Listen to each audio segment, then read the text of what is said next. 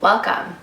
I'm Terriell of Terriell Samuels Pilates, and this is Pilates Need to Know, my series on the basics of Pilates, covering everything you need to know before starting an at-home Pilates program.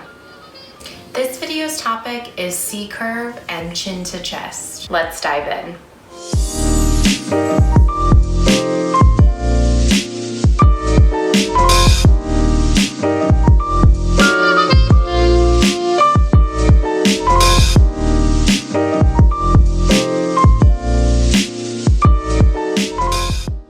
C-curve is when you put your spine into flexion, making a big capital C shape. This position elongates the back muscles and ensures that you have a deep abdominal engagement, especially when you're working with your scoop. When working in a C-curve, you want to be sure that you are still elongating the spine and correctly engaging in your abdominals. There is a big difference between elongating the There is a big difference between engaging in the abdominals and coming into a beautiful lifted shape, working the opposition in the body from crown of head to the tailbone, than just slouching into a forward rounded position. Try to think of making space as you come into your C-curve and definitely pulling your abdominals in tight as you make the curve. Your spine is meant to move in all different directions, and this is just one of them.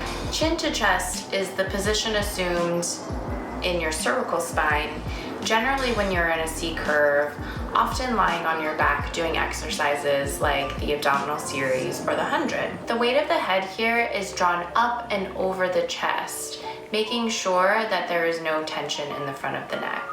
Because of the head's up and over position, in this chin to chest position, the abdominals do the lion's share of holding the weight of the head and not the neck. If your head is too far back like this, the weight of the head is held by those neck muscles in the front, and you'll know because they will get tired very quickly. Also, while in this position, be careful not to do the opposite and tuck the chin too far down into the chest.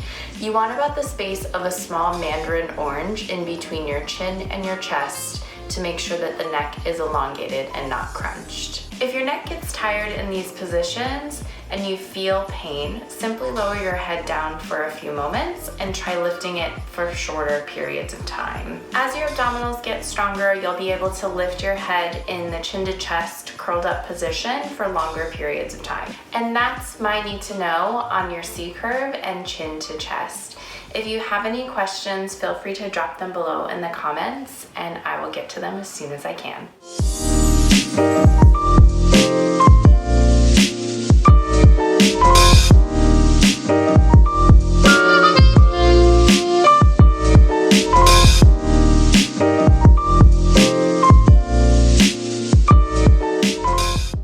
Thank you for watching my Pilates Need to Know series.